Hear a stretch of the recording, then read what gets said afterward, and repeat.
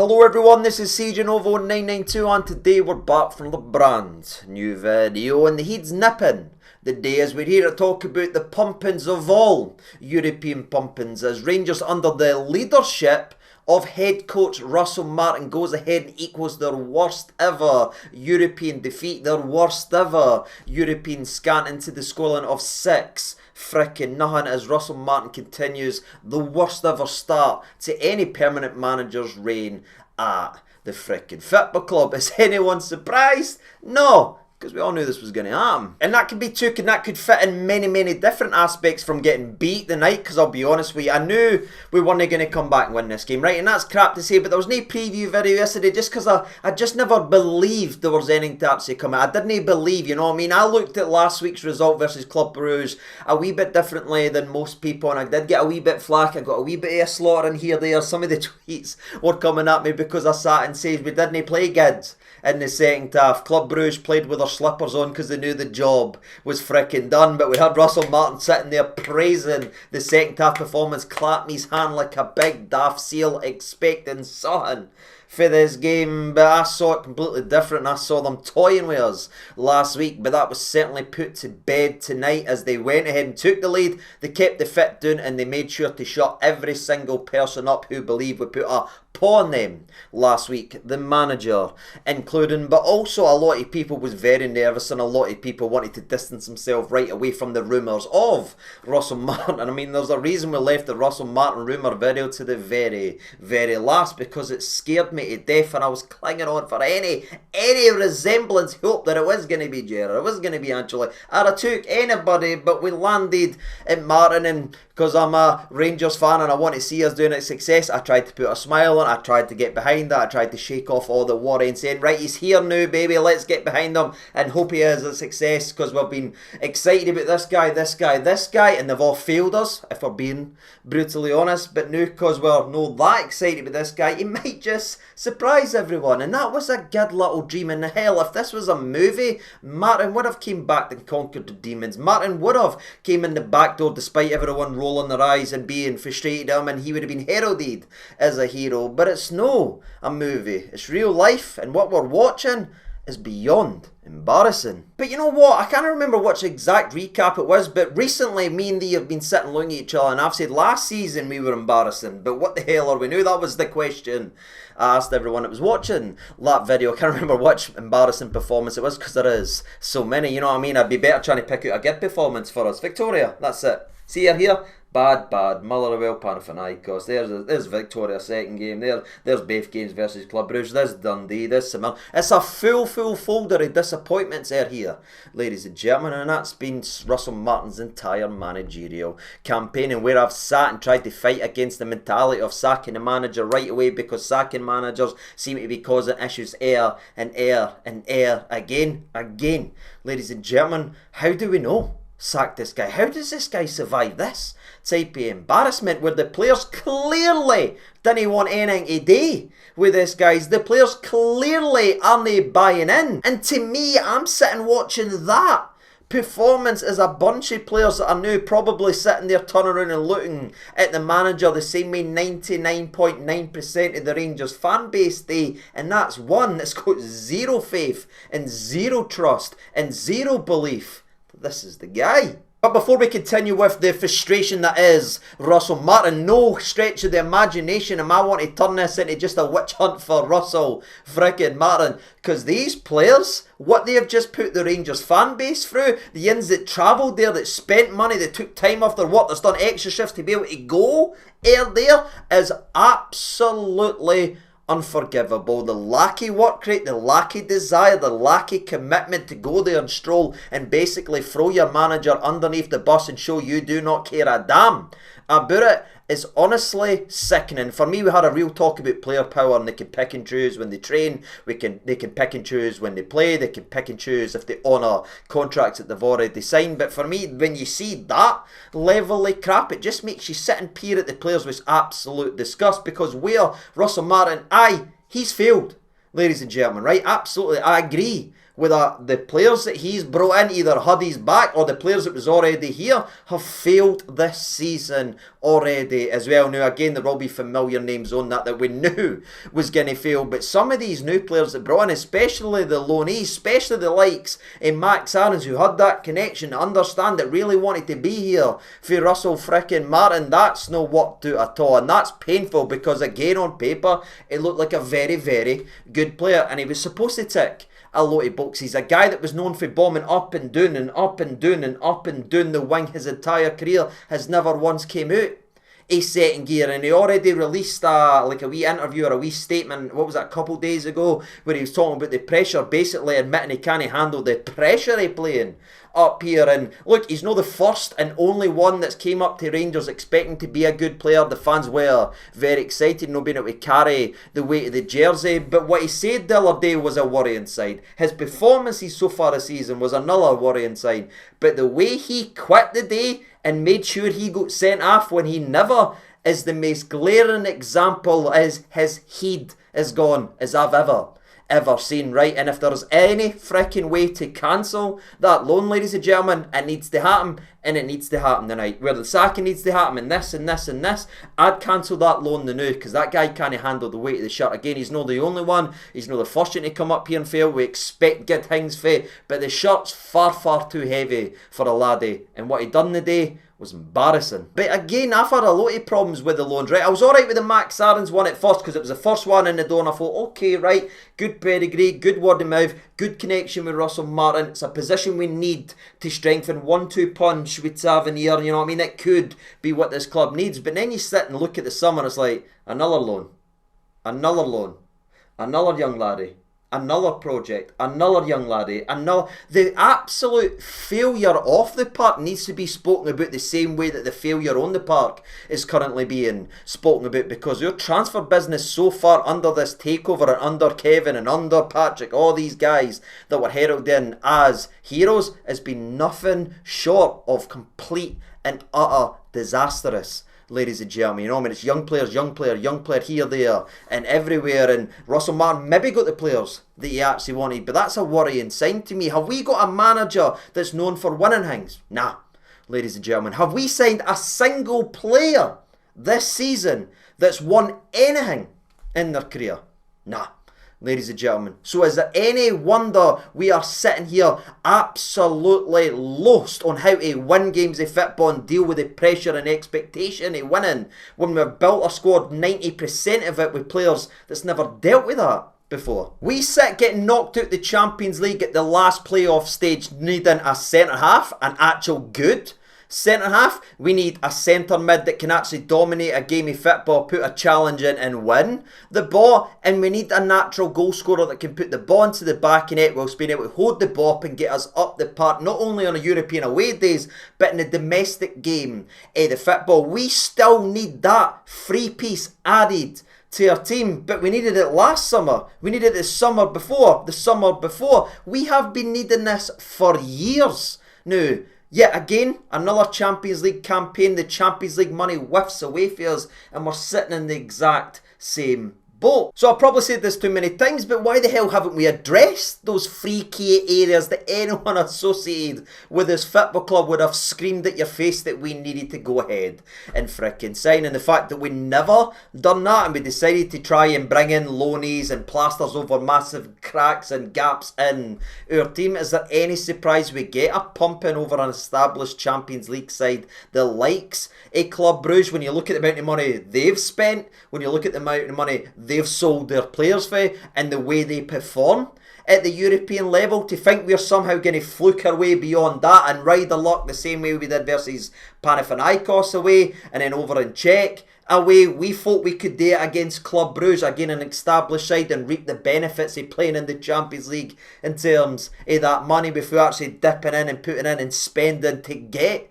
the players to give us a fighting chance. It's honestly shambolic how much we have failed off the park to reach this level, and it's never been more glaring to anyone with eyes that watched this game of football, that we weren't unlucky today. We never just got pumped today. We are a million miles away from where we should be. But again, when you look at the defensive recruitment and the fact that we continue to ignore our biggest glaring weaknesses, we do not go ahead and strengthen those areas. All we do is go ahead and try and put temporal fixes in it in terms of loans and young laddies and projects to boot. You know what I mean? It's absolutely mental when you look and think about last season. Our defence was our most glaring weakness, right? It was our Achilles heel. Every single time the opposition seemed to go forward last year, they seemed to score. But see, when you look at the defence, how have we improved that to try and qualify for the Champions League, barring these loans? You know what I mean? We let our best defender last season walk out the door for free. You know what I mean? Goodbye, Leon Balogun. We went ahead and slapped the captain's armband on a guy that was here last year that wasn't our best defender. And if you chuck him beside the 5 defenders we had in terms of the last time we were a successful Rangers team winning league titles in terms of Goldson in the 2020 season, you had the likes of Balogun, you had the likes of Hollander, you had the likes of Bassey. I would personally throw Big Katach's name in there. Despite him being injured that season, he was still on the books. And then you chuck in the likes of Jack Simpson. Right, so there's 6 centre-backs there the last time this team won a freaking league title. You sit and look at that. Goldson, Balogun, Hollander, Bassey, Katach and Jack Simpson. Now you fast forward 5 years later to where we are trying to qualify for the freaking Champions League. And the guy that's wearing the captain's armband at the centre-back spot, where does he fit in that depth chart the last time this team was successful? Is it getting near the park? In my personal opinion, I think he's battling for the 5th, maybe possibly 4th spot in that freaking list at best. Ladies and gentlemen, if that's not the most clearest sign and most blatant example of what this club's regressing to and the sharp decline he is defensively, I don't know what else is. But maybe that's a conversation for another day, and I'll try and spare whatever sanity you've got left after having to watch that game of football rather than hear me go for position and break down and just show you the quality drop off to what we had previously, to the charlatans that run about selfishly and play wearing the crest on their chest these frickin' days. Because honestly, it'll rip the soul out your chest. So we'll park that for a minute and get back to this game of football and get back to the 6-0 Scanton versus Club Brugge. Again, as I said at the start of today's video, it was the pumping of all pumpings. In fact, we got pumped that badly I thought a pop-up on my TV was going to come up and ask me to verify my frickin' age, and that's embarrassing to look at, ladies and gentlemen. That's embarrassing to talk about, because even when we were at our lowest and most frustrated domestically, when maybe we lost league titles and when maybe threw things away and we were gone all wrong, we still had the European nights. That's what Steven Gerrard broke in. You know, oh, 1 out of 9, chuck all that crap away. Rangers fans know what he walked into, and what he left was a completely different environment, and what he gave back to the fans was a club that you could actually get behind and be proud of and see something. And look at where we are now. And honestly, I don't know what else to say. I'm just disgusted at what I'm needing to watch. Genuinely disgusted at the level, the commitment, and what I'm getting told / what I'm actually seeing. It's miles away from it, what it actually should be. But going ahead and getting in to the game recap, let's break this game of football down, because there is a hell of a lot for us to discuss. And a week on after Russell Martin's naive crap about us being in a game in a second half, chuck that to one side. What else did he say in that press conference? That the goals we conceded in the first 25 minutes versus Club Brugge at Ibrox,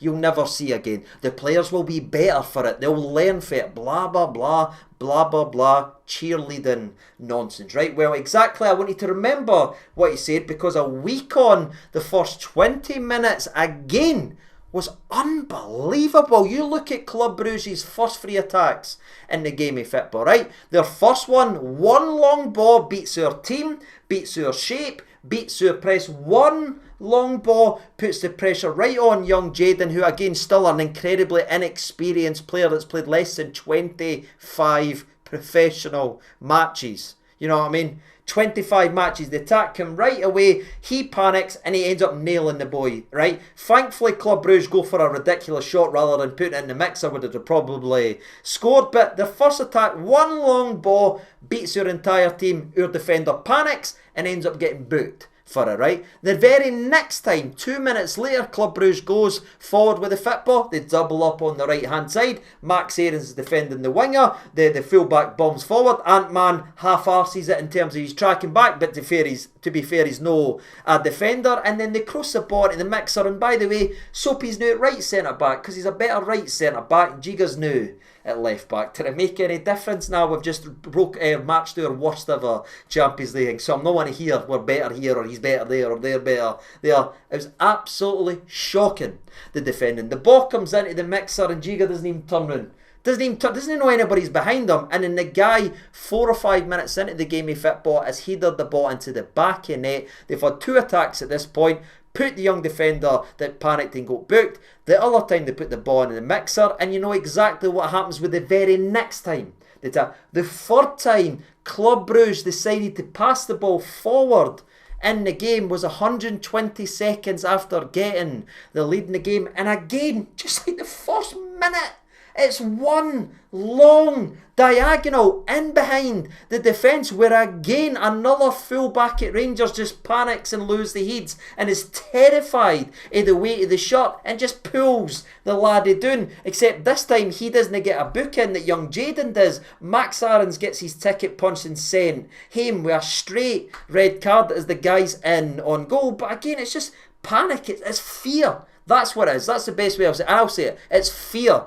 Ladies and gentlemen, the players were terrified the night. But that was just the first 3 times that Club Brugge decided to go forward. You can actually peel it to the first 5 in the opening 20 minutes of this game. Because see, the next time they went forward beyond the halfway line, they end up rattling the bar as they've got far too much time jogging by our midfield. Honestly, looks like men versus boys here. He's got all the time in the world. Unleashes a rocket save that's phenomenally saved by the fingertips of Jackie B, tipping it air to the bar. And then the 5th time they just pass through and us, cutting through us like a hot knife through butter, just bing, ping, bing, all the way through, and they force another very good save for Jack Butland. There's 5 attacks in the game. One of them's resulted in a goal, the other one's resulted in a red card, another one's resulted in a yellow card, another's resulted in us hitting the bar, and the 5th and final one of the first 5 times Club Brugge touched the ball was another save for our freaking keeper. It absolutely is mind-blowing how a team that is managed by a player who played as a defender for 20 freaking years at the highest level of our game can somehow manage a team that is completely defenceless, and none of it makes sense until you actually remember the standard of what Russell Martin used to defend, and then you turn around and go, aye, that's fair. Now you might be thinking to yourself, right, CJ, you've been pretty harsh on the team, but they're doing to 10 men, they're against Club Brugge, established Champions League side, you know what I mean? Did they at least show a wee bit of fight? No, I'm needing to skip air Club Brugge battering us for every set piece they chuck in. Speaking of set piece, by the way, they chuck in a corner, guess what? Yeah, free header, bang, hits into the back of net. There's a goal as well, you know what I mean? We concede our usual set piece goal that we go ahead and concede. And see, when you just watch that, just head on and it just drops in, does it not make you think when we were actually last successful as a Rangers team, we had someone just standing on the post. We had Stephen Davis standing on the post. And I know the modernisation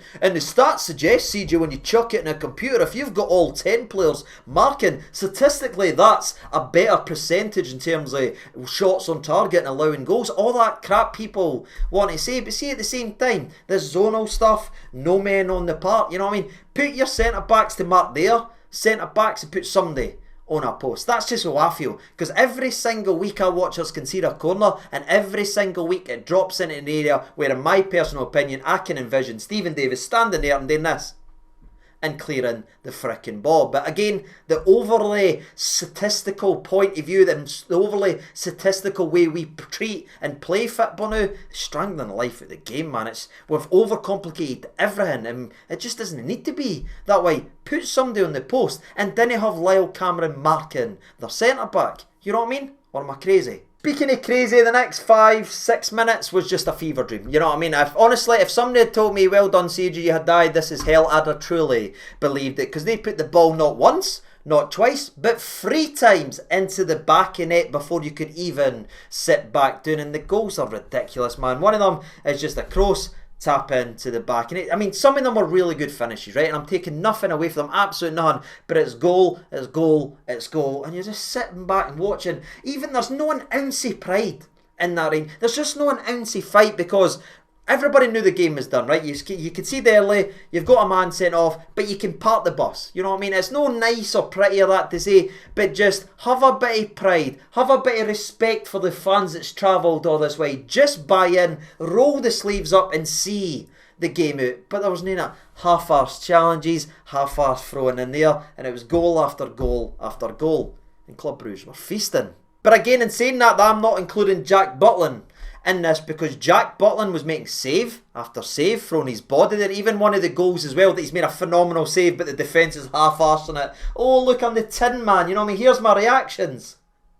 Let me throw my body on the line, and I'm watching the big man make save after save after save, throw his body, try his absolute best, and be delivered slop in front of him. And I was just sitting thinking, that man must absolutely despise that defence. See if Jack Butland's got anything about them, he's kicking arses in that China because he's done everything he possibly can, but he's been let down by everything in front of him. And again, he must just hate them. Like, honestly, hate's a strong word, but seeing the way he was throwing his body and making save after save, and they're getting rebounds and they're tapping this in and they're scoring, all that, he genuinely just must despise that defence. But aye, there's the rebound goal, there's a brilliant header goal, there's another goal as well where we just didn't put anybody in his way with any track, any man. Great finishes, absolutely, but from a Rangers fan's perspective, it's disgusting looking at the lack of effort. So we go in at half time, 5-0 down. Are we going to see a resemblance of Sahan? Nah, Club Brugge came out and toyed with us. Despite the substitutions, despite making a few wee changes here, Club Brugge really showed the level to the game. Right, and the sixth goal, honestly, is ridiculous. Like, the quality, the first touch passing, the attacking, the movement, everything is absolutely sensational for Club Brugge. Can't I take it away? Wish I could. Wish I'd say, oh, it hit off somebody's arse and went in or anything like that. But it's a goal at the highest level. And I felt like after they scored that, there must have been a part of them laughing at Rangers, being like, yeah, there we've really showed them. There, take your wee 45 minutes when we had our slippers on last week and cheer that if you want. The way that goal went is what we were promised. It's attacking, it's quick, it's first touch passing, and it's the opposition working their arse off and outworking the opposite. That is what we got told to expect. Attacking football, first time football, and to outrun and outwork. We have never seen it once this season. Not once. And we saw it against us the day in the Glade. It's a brilliant finish, absolutely. And thankfully, Club Brugge, after 6, decided to slow it down just a wee bit. They never really hit the brake the same way they did last week at Ibrox. They still forced Jack Butland into another couple saves. They still put a couple crosses into the mixer, but they started to make subs. The crowd was taking the piss out of us as well, cheering every time we made a freaking pass in the game. And around about the 80th minute, when we actually won our first, or actually we never even won a header, sorry.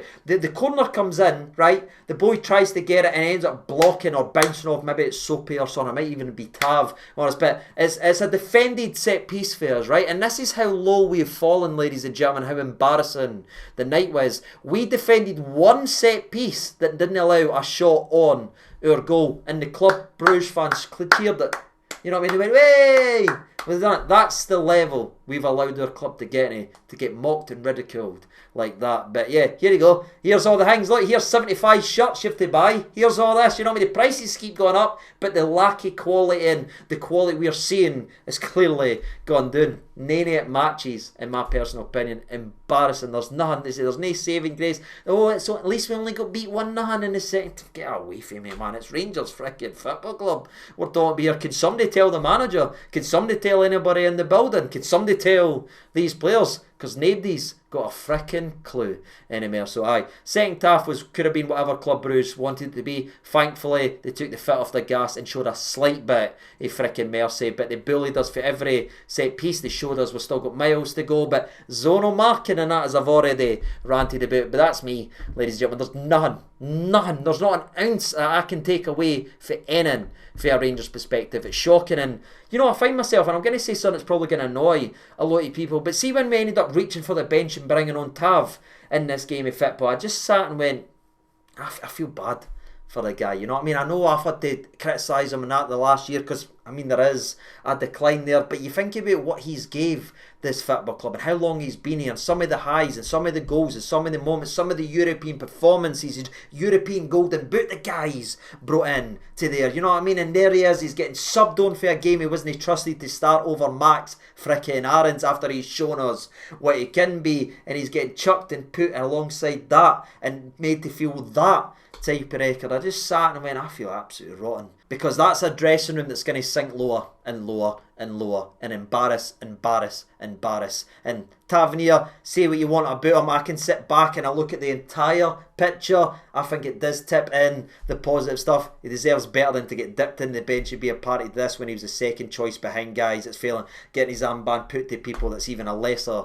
than him in terms of suitor and all that as well. I've not got any time for it, ladies and gentlemen, you know what I mean? I just sit and look and I glance, I just went, that's shocking. I put him in there again. It's like watching Muhammad Ali get absolutely slapped about by Larry Holmes. That's how I feel sitting glancing there, watching him come on to a game that he wasn't fancied, and I'm just sitting glancing, oh for God's sake.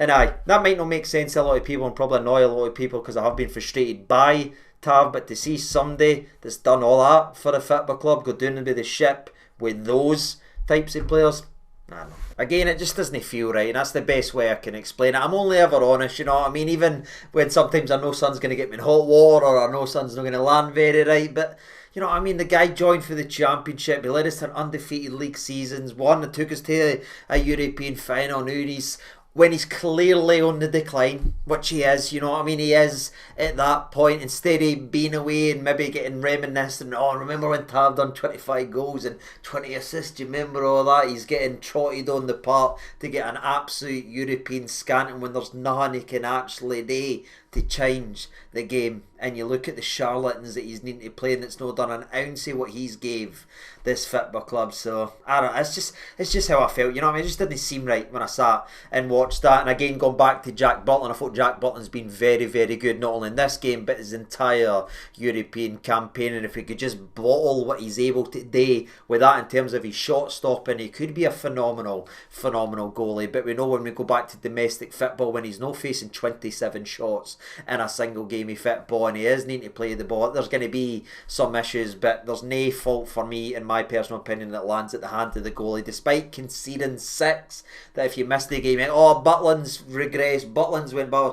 Butland was absolutely sensational. He stopped this game for being double digits, right? We equalled our worst ever result in Europe. If it wasn't for Jack Butland, that would have been significantly worse, in my opinion, and we would have broke it. So it's a tough video. It's a tough start to the season. It's really disappointing because we had the tease, we were promised excitement, but again, maybe all this talking, needing to be pain and needing to be rough and everything, that's true. You know what I mean? It's just we're miles away. There's nothing in that squad. See, when you look at for position, again, you're just seeing it, and we're just making so many brain numbing decisions, and then you start to think of some of the decisions we're making at centre backs, the problems we've got at left centre back spot, the money was spent on Manny Fernandez, and then you glance and be like, remember Clinton Asala? You know what I mean? I'm not saying he's a world beating winner, so please, then he tried to say I'm not. But that was a kid, you know what I mean? Like 19-year-old. He had a couple good games, a couple bad games, but it's a young player. But we spent 3.5, or apparently up to 3.5 regarding Manny Fernandez. Is that being a wanting that type of expenditure when there's somebody there in the building that's just been cut out who's actually naturally left-sided centre back? There's just so many wee things again that you can just scratch and be like, that doesn't really make sense. That doesn't make sense. That doesn't make sense. Yeah, that's just where I am, ladies and gentlemen. There's just so much frustration. There's just so much disappointment. But aye, I've let it out. Hopefully you've stuck with me throughout today's video and let me know how you feel regarding the result. And it's going to be a sore one, you know what I mean? You sort of need to just get on with it, you know what I mean? We need to turn our attention to Sunday where we play Celtic, who, despite us getting beat 6-0, I still feel like they had the worst result, you know what I mean? Getting knocked out versus the likes of the team that get knocked out. No disrespect to the opposition, but considering what Celtic spent compared to them, you know what I mean? They should have went through. But see, for being honest, man, it's just underlines just the worry I've got for Scottish football, right? The lack of revenue, the how far we're falling behind, and I know I'm kind of going on a wee tangent here and that, so I'm sorry I'll end it really quickly, but Scottish football's in a really, really dangerous place right now. The further we slip for the Champions League, you know what I mean? I know Celtic had a wee flutter last year and everything like that, but you look at what they wasted their money on, the steps they have took back, and the fact they've just been papped out by that team,